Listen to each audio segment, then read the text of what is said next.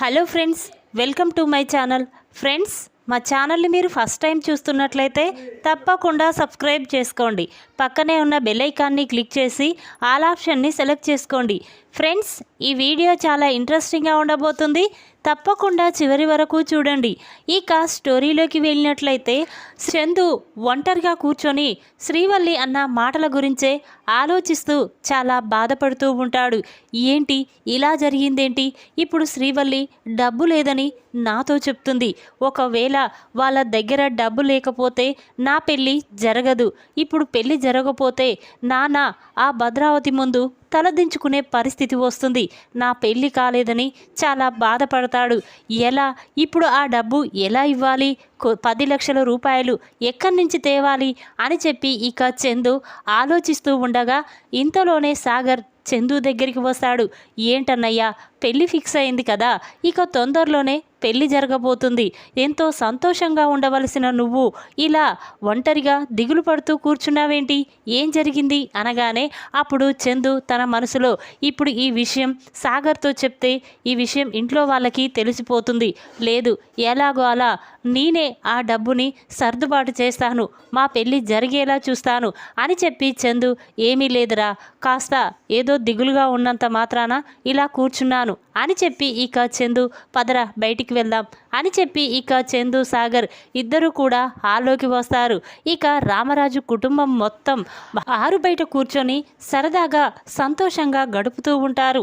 అది గమనించిన చందు ఇదే కరెక్ట్ టైం అని చెప్పి ఇక రామరాజు గదిలోకి వెళ్ళి ఆ బీరువాలో ఉన్న 10 లక్షల రూపాయలు తీసుకొని ఇక ఈ డబ్బు ఎలాగైనా శ్రీవల్లికి ఇచ్చి రావాలి అని చెప్పి ఇక బ్యాగ్ తీసుకొని చందు బయటికి వెళ్తూ ఉంటాడు. అది గమనించిన రామరాజు వెంటనే ఒరే చందు ఆగరా, ఎక్కడికి వెళ్తున్నావు అనగానే అప్పుడు చందు ఏమీ లేదు నాన్న, ఈరోజు మా ఫ్రెండ్స్ కలుస్తానన్నారు, అలాగే ఈ కార్డ్స్ పెళ్లి కార్డ్స్ వాళ్ళకి ఇచ్చేస్తాను అని చందు చెప్పగానే అప్పుడు వేదవతి అదేంట్రా ఇంత అర్ధరాత్రి వేళ ఇప్పుడు నువ్వు ఆ వాళ్ళ దగ్గరికి వెళ్ళడం ఏంటి అనగానే అప్పుడు చందు ఏమీ లేదమ్మా, తొందరలోనే వచ్చేస్తాను కదా అని చెప్పి చందు కంగారు పడుతూ బయటికి వెళ్ళిపోతాడు.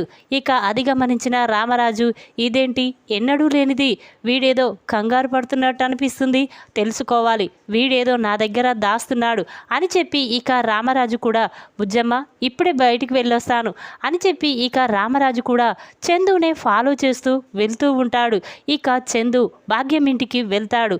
రామరాజు మాత్రం ఇదేంటి వీడు ఈ టైంలో భాగ్యం ఇంటికి రావడం ఏంటి, అసలు ఏం జరుగుతుంది అని చెప్పి ఇక రామరాజు కూడా చందు వెనకాలే భాగ్యం ఇంట్లోకి వెళ్తాడు.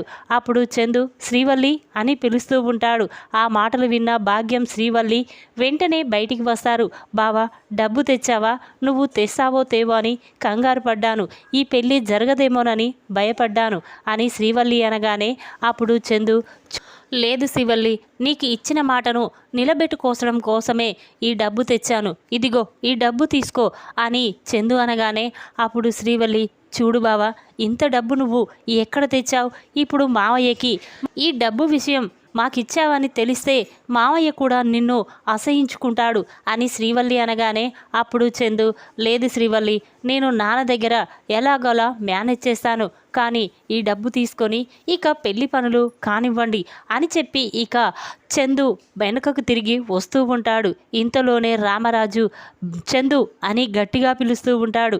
ఆ మాటలు విన్న చందు భాగ్యం శ్రీవల్లి ఒక్కసారి స్టన్ అవుతారు. ఇక వెంటనే రామరాజు చందు దగ్గరికి వచ్చి ఒరే చందు, నువ్వు ఏం చేస్తున్నావో నీకైనా అర్థమవుతుందా? అసలు నువ్వు ఇంట్లో డబ్బులు తెచ్చి ఈ శ్రీవల్లికి ఇవ్వడమేంట్రా?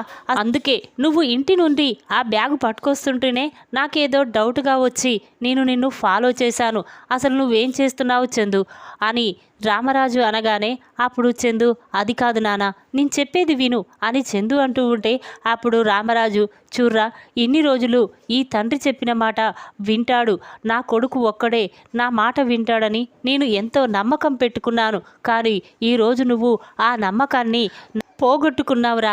అయినా వీళ్లకు ఎలాంటి ఆస్తులు అంతస్తులు లేవు, అద్దె ఇంట్లో ఉంటున్నారని నాతో ఒక్క మాట చెప్తే నేనే ఆ డబ్బిచ్చి వీళ్లకు పెళ్లి పనులు జరిపించేవాడిని, కానీ నువ్వు అలా కాకుండా వీళ్ళతో కలిసి నన్ను కూడా మోసం చేయాలని చూస్తావా అని చెప్పి ఇక రామరాజుకి చాలా కోపం వస్తుంది.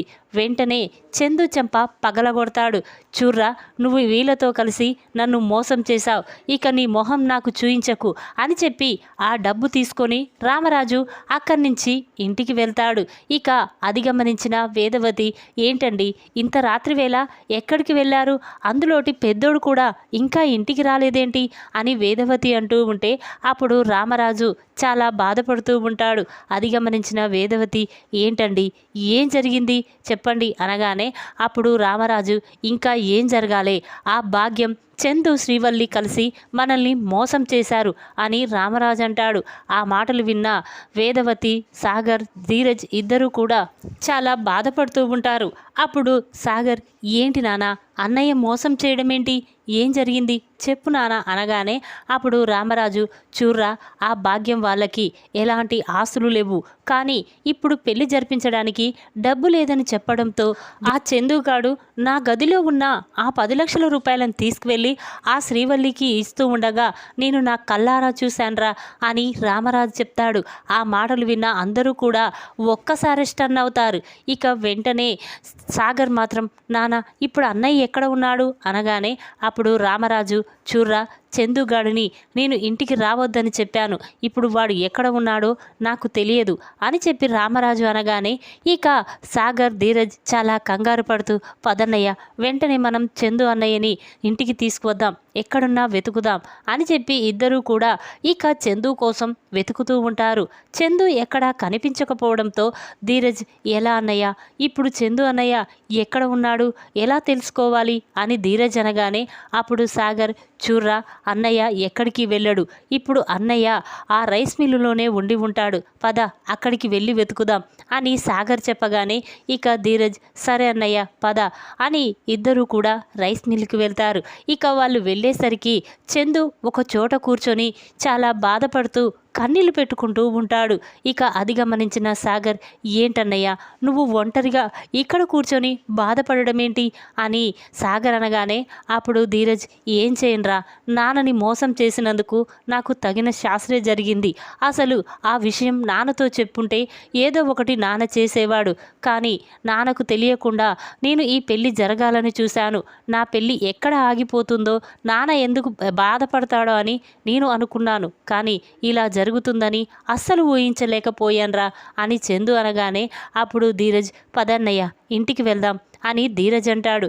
అప్పుడు చందు, లేదురా, నాన్న నా మొహం చూయించకన్నాడు, ఇంటికి రావద్దు అన్నాడు, ఇప్పుడు నేను ఇంటికి వస్తే నాన్న నా మీద చాలా కోపంగా ఉంటాడు, నేను రాను, మీరు వెళ్ళండిరా అని చందు అంటాడు. అప్పుడు సాగర్, లేదన్నయ్య, నేను ధీరజ్ ఇద్దరం కూడా ప్రేమించి పెళ్లి చేసుకున్నాం, నాన్న కొద్ది రోజులు మా మీద కోపంగా ఉన్నాడు, ఆ తర్వాత సర్దుకుపోయాం కదా, పదరా వెళ్దాం అని చెప్పి ఇక సాగర్, ధీరజ్ ఇద్దరూ కూడా చందుని తీసుకొని ఇంటికి వస్తారు.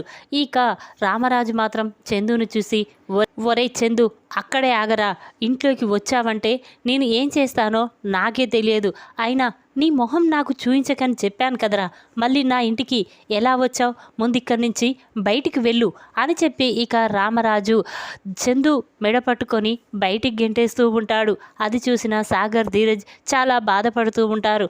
నాన్న నేను చెప్పేది విను అని అంటూ ఉంటే అప్పుడు రామరాజు సాగర్, ధీరజ్కి వార్నింగ్ ఇస్తారు. ఇక దాంతో చందు అక్కడి నుంచి వెళ్ళిపోతాడు.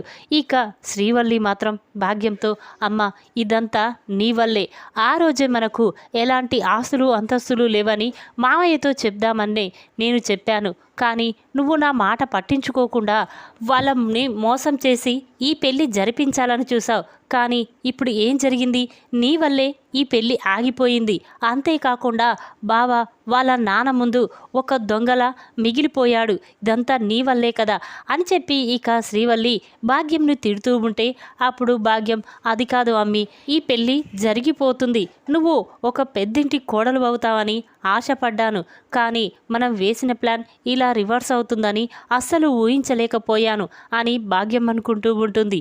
ఇక చందు ఇంట్లో నుంచి వెళ్ళిపోయినందుకు వేదవతి మాత్రం చాలా బాధపడుతూ ఉంటుంది. ఇక నర్మద వేదవతి దగ్గరికి వచ్చి, అత్తయ్య మీరేమీ బాధపడకండి, మావయ్య బావని అర్థం చేసుకుంటాడు, ఇంట్లోకి రానిస్తాడు, మీరు బాధపడకండి అని చెప్పి నర్మద అంటుంది. ఇక చందు ఆ పని చేసినందుకు రామరాజు కుటుంబం మొత్తం కూడా చాలా బాధపడుతూ కన్నీళ్లు పెట్టుకుంటూ ఉంటుంది. అది చూసిన భద్రావతి చాలా సంతోషపడుతూ, ఒరేయ్ సేన, చూసావారా ఆ రామరాజుగాడు ఎంత విర్రవీగాడు, ఇప్పుడు వాని కొడుకు పెళ్ళి ఆగిపోయింది, నాకు మాత్రం చాలా సంతోషంగా ఉందిరా అని భద్రావతి అంటూ ఉంటే, అప్పుడు సేనాపతి, అవునక్క, ఆ రామరాజు కొడుకు నా కూతురి మెడలో బలవంతంగా తాళి కట్టి నా కూతుర్ని తీసుకువెళ్ళాడు. ఆ రోజు మన కుటుంబం ఎంత బాధపడిందో ఈరోజు ఆ రామరాజు కుటుంబం అంత బాధపడుతుంది, నాకు మాత్రం చాలా సంతోషంగా ఉందక్క అని సేనాపతి అంటూ ఉంటే, అప్పుడు భద్రావతి తల్లి అక్కడికి వచ్చి, ఏంటి అసలు నువ్వేం చేస్తున్నావో నీకైనా అర్థమవుతుందా? అక్కడ ఉన్నది నీ చెల్లెలు, ప్రాణం కంటే ఎక్కువగా చూసుకునే నీ చెల్లెలు బాధపడుతూ ఉంటే నువ్వు ఎలా సంతోషంగా ఉంటున్నావే అని భద్రావతి తల్లి అనగానే, అప్పుడు భద్రావతి, ఏంటమ్మా, నా చెల్లెలైతే నేను చెప్పినట్టు వినేది, నా మాట వినేది, అలాంటి నా చెల్లెల్ని ఆ రామరాజు గారు తీసుకువెళ్ళి పెళ్లి చేసుకోవడంతో అప్పటి నుండి అది నాకు చెల్లెలే కాదు, ఆ రామరాజు కుటుంబం ఎలా అయితే బాధపడాలనుకున్నానో ఇప్పుడు వాళ్ళు అలాగే బాధపడుతున్నారు, అది నాకు చాలు అని ఇక భద్రావతి చాలా సంతోషపడుతూ ఉంటుంది. ఈ విధంగా రామరాజుకు తెలియకుండా శ్రీవల్లికి డబ్బులు ఇస్తూ రామరాజుకి దొరికిపోయిన చందు చెంప పగలగొట్టిన రామరాజు. ఈ వీడియో కనుక మీకు నచ్చినట్టయితే లైక్ చేయండి. మరిన్ని వీడియోల కోసం మా ఛానల్ని తప్పకుండా సబ్స్క్రైబ్ చేసుకోండి. Thanks for watching.